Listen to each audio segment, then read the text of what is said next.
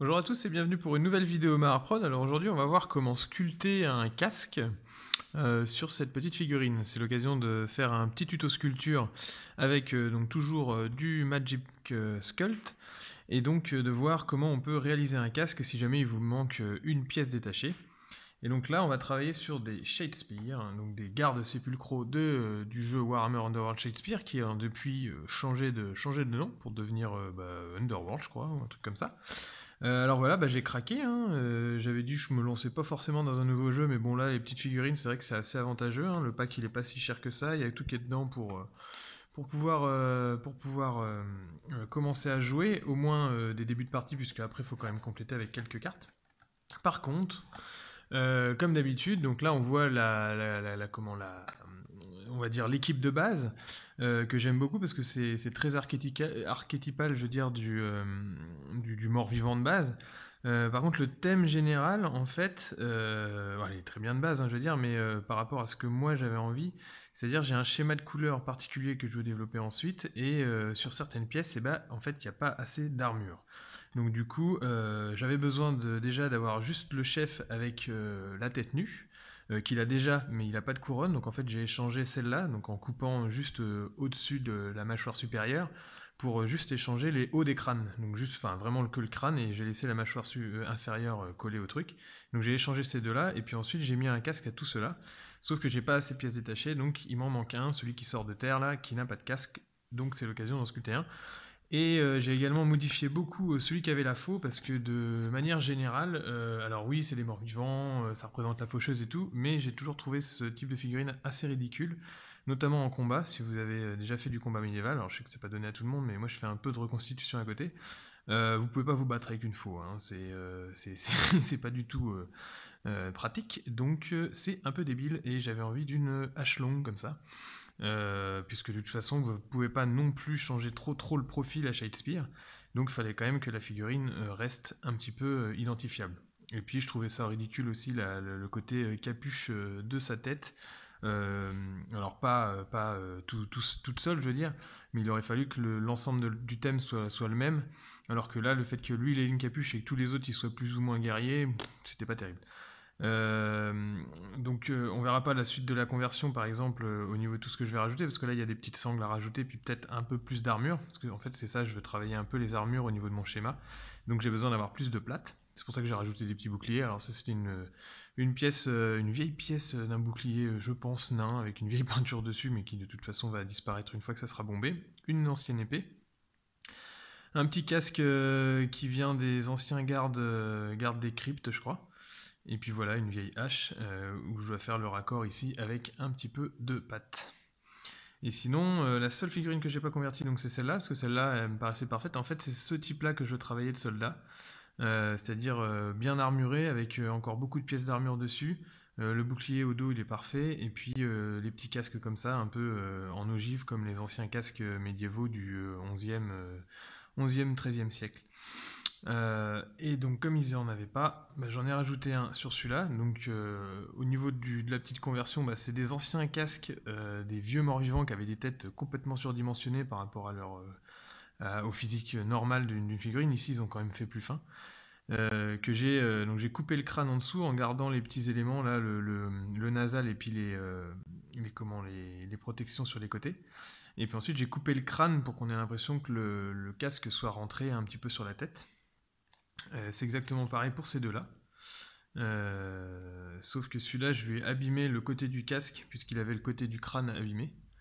Donc pour faire un petit effet. Et sinon, j'ai donc, comme je vous disais, échangé la tête c'était ces deux-là, je crois, pour que le chef ait sa petite couronne. Et lui, ce sera le seul avec la tête nue. Alors, j'ai pas collé toutes les pièces parce que sinon, sur cette gamme de figurines, il faut faire gaffe parce que là, vous n'êtes pas prêt d'accéder à toute cette partie-là si jamais vous collez. Petite astuce d'ailleurs pour tout ce qui est figurines à clipser, généralement au niveau de la conception, ils font donc un système d'emboîtement avec un trou comme ça et une tige comme ça. Mais en fait, ils les font de la totalité de ce que ça doit s'emboîter. C'est-à-dire que si vous avez un trou de cette profondeur-là, et ben la tige sera aussi de cette profondeur-là, ce qui est un peu bête parce que du coup, quand vous plantez dedans, la bulle d'air fait que vous avez du mal à appuyer, et sur des figurines assez fines comme ça, il y a moyen de casser des pièces. Donc il suffit en fait de couper un tout petit peu la tige ici pour laisser comme une bulle d'air, et l'emboîtement se fait beaucoup plus simplement. Donc ça, je l'emboîterai après peinture du coup. Et donc aujourd'hui, on va travailler sur cette petite figurine pour en refaire un petit casque sur le même style que cela. Et donc l'idée, c'est tout bête. Il ne suffit pas d'énormément de pâte, vous aurez besoin donc d'une pâte de sculpture qui vous plaît. Ici j'utilise la Magic Sculpt, mais si vous voulez le faire à la résine verte, pourquoi pas. Vraiment des tout petits volumes, parce que du coup c'est quand même tout petit. Un outil de sculpture comme ça, éventuellement une pointe pour les petits détails. Là celle-là elle est déjà un peu grosse, hein. Et bien sûr un pinceau de lissage, et le mélange se fait avec toujours un petit peu d'eau. Même si ici on peut se permettre de presque pas en mettre parce que le mélange est tellement tout petit que on va dire que l'humidité globale de la pâte en elle-même suffira pour faire le mélange. Mais normalement c'est toujours bien d'avoir un petit peu d'eau, notamment pour les lissages. Donc là je fais une toute petite boule de pâte que je mélange bien sûr de façon homogène.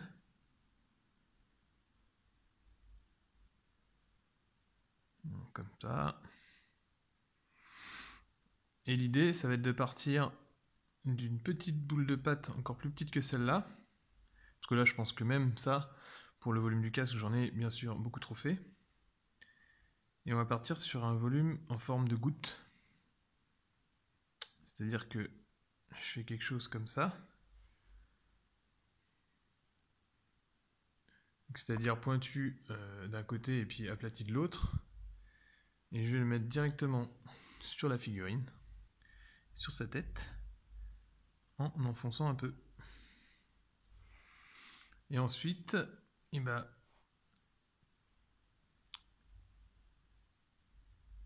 suffit d'aplatir un peu sur les côtés et venir former en gros le volume du casque en ogive sur le pourtour du crâne, en profitant pour appuyer un peu sur les bords et ainsi faire coller un peu le mélange au plastique.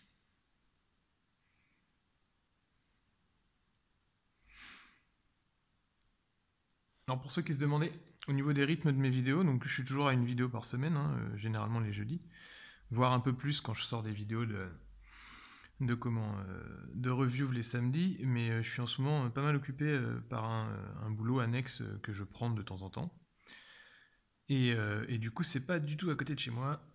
Et donc forcément, au niveau du style des vidéos et tout, c'est un peu plus rapide. Donc là, c'était l'occasion de faire un petit tuto sculpture. Mais c'est vrai qu'au niveau de la section sculpture, je suis un petit peu en retard. Surtout comparé à tous les décors que j'ai fait. Donc je crois que je suis au tuto 17 ou 18 au niveau des décors. Et en sculpture, je suis un peu en retard. Donc désolé pour ceux qui sont plus habitués à la sculpture, mais ça va revenir dès que j'aurai un peu plus de temps à y consacrer, notamment pendant les vacances et tout, enfin les vacances scolaires du coup. Et sinon, n'hésitez pas à partager quand même mon travail, à vous abonner là, juste en bas de la vidéo, hein, n'hésitez pas à cliquer, puis à me mettre des petits pouces bleus quand ça vous plaît, et surtout des commentaires, c'est les commentaires qui m'intéressent. Pour vous répondre sur tout ce qui est questions techniques, et puis éventuellement sur des demandes de vidéos en particulier. Donc là, on a le côté un peu en ogive du truc. On peut vérifier par rapport à un casque qui fonctionnait bien, donc c'est celui-là, celui d'origine, pour voir si on n'est pas trop haut. Donc on est un petit peu grand, même si c'est pas très très grave parce que les styles de casque sont vraiment variables au niveau d'une période médiévale. Surtout qu'on se les échangeait souvent d'une génération à l'autre et que là en plus des morts-vivants, je pense pas qu'ils s'occupent beaucoup de leur style vestimentaire. Donc vous pouvez lisser un petit peu avec vos doigts si vous y avez accès. Et sinon n'hésitez pas donc à mouiller. Donc là, ce que vous voyez pas hors champ, c'est que je le mouille avec ma salive. Donc ne faites pas ça à la maison, surtout mouillez toujours avec de l'eau. Protégez-vous du contact direct avec les pattes. Bon, on verra dans quelques années si j'aurai un tentacule qui pousse parce que j'ai fait n'importe quoi, mais ne faites pas comme je fais. Donc là, j'ai lissé suffisamment pour que ça me plaise le truc. Et ensuite, on va faire un tout petit boudin de pâte pour faire le pourtour du casque. Donc c'est là que vous voyez qu'en fait en deux opérations de modelage, on arrive à sculpter un casque assez rapidement pour un rendu correct. Après, rien n'empêche bien sûr de partir dans plus de détails, c'est-à-dire faire des tout petits trous, partir sur la pose de rivet, faire notamment des coups ou des bosses au casque, ça on verra plus tard. Et puis c'est une pâte ici qui une fois sèche sera vraiment très dure, donc qui sera bien sûr aisément ponçable si jamais vous avez loupé des détails et que vous voulez les corriger une fois sec. Il n'y a pas de souci. Donc là, ce que j'ai fait, c'est un petit boudin. Je le pique doucement avec mon outil, je le pose tranquillement dessus. Normalement, ça adhère assez rapidement si vous avez fait un bon mélange. C'est un petit doigté à avoir, hein, mais une fois que vous avez un peu pratiqué, ça vient tout seul. Ici, c'est une pâte qui ne colle pas extrêmement énormément aux outils, donc il faut prendre un petit peu le truc. Avec la résine verte, ça colle beaucoup à l'outil et beaucoup un peu n'importe où. Donc c'est une petite gymnastique à avoir, mais chaque pâte a on va dire ses avantages et ses inconvénients. À vous de trouver celle qui vous plaît le plus. Pour ceux qui ne le savent pas, je fais des petites initiations, c'est-à-dire des ateliers sur une seule journée, voire deux quand vous êtes un peu plus assuré. Mais mon premier niveau d'atelier, il concerne donc les débutants et j'amène tout un tas de pâtes différentes et je vous les file en fait pour que vous puissiez les tester tout au long de la journée et qu'on puisse travailler ensemble sur un projet en particulier que vous avez amené et sur une structure de figurine. En fait, au cours de la journée, je vous testez vos pattes, ce qui permet peut-être éventuellement, souvent, pour la plupart des élèves, c'est arrivé comme ça, de trouver celle qui vous correspond le mieux. Et puis ensuite d'apprendre à faire une structure et éventuellement même de repartir avec un projet fini pour ceux qui sont les plus rapides. Alors là, j'ai pas fait un boudin tout à fait assez grand, du coup j'ai un peu de mal à faire le tour. Donc là, j'en refais un tout petit. Je coupe ce que j'estime être la bonne taille, je le repose sur le côté et je vais le réintégrer. Alors j'essaie de travailler assez proche de la caméra. Je le réintègre à la bande que je viens de faire en appuyant et puis en repoussant, en tirant la patte avec mon outil.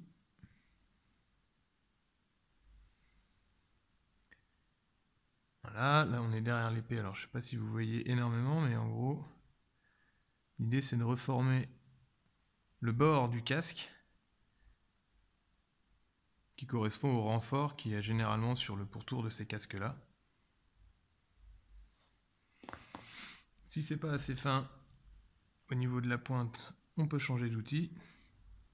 Surtout que celui-là, il est à la fois fin et à la fois plat. Donc, du coup, il permet de lisser un peu et d'appuyer sur le volume pour finir le truc. Je pense que je donnerai des coups une fois que ça sera terminé. Comme c'est comme c'est un mort-vivant qui sort de terre là, je lui ferai peut-être un casque un peu plus abîmé que les autres. Peut-être fendu sur le haut pour voir.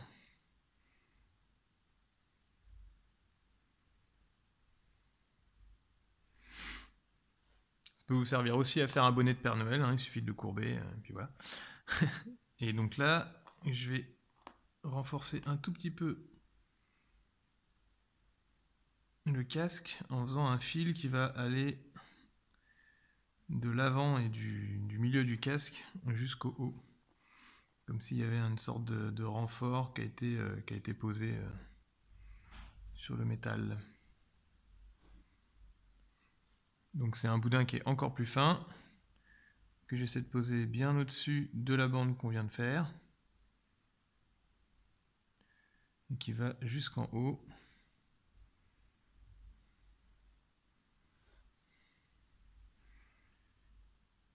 Et qui finit encourbé comme ça. Après, à vous d'inventer la forme, hein. Je pense qu'il y a moyen aussi de trouver des livres historiques où vous pouvez trouver des casques à refaire. Là, j'y vais un peu, on va dire, à l'inspiration. mais c'est histoire de refaire un... C'est surtout la forme générale qui fait que on va retrouver le même rendu que ceux-là, là. Donc voilà, bah là, on va dire c'est terminé. On pourrait faire des sangles sur les côtés, mais alors du coup plutôt en résine verte pour le côté souplesse.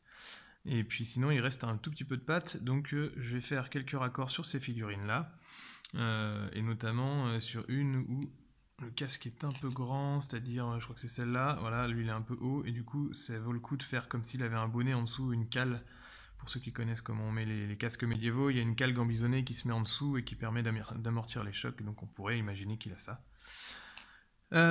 Et celui-là, je vais lui faire en tout fin donc, avec un autre outil, par exemple une pointe comme ça, quelques petits coups tout autour, qui vont servir à suggérer le fait qu'il y ait des rivets, mais qui sont des rivets intégrés, on va dire. Donc du coup, ça va faire des trous tout autour de la bande qu'on vient de mettre.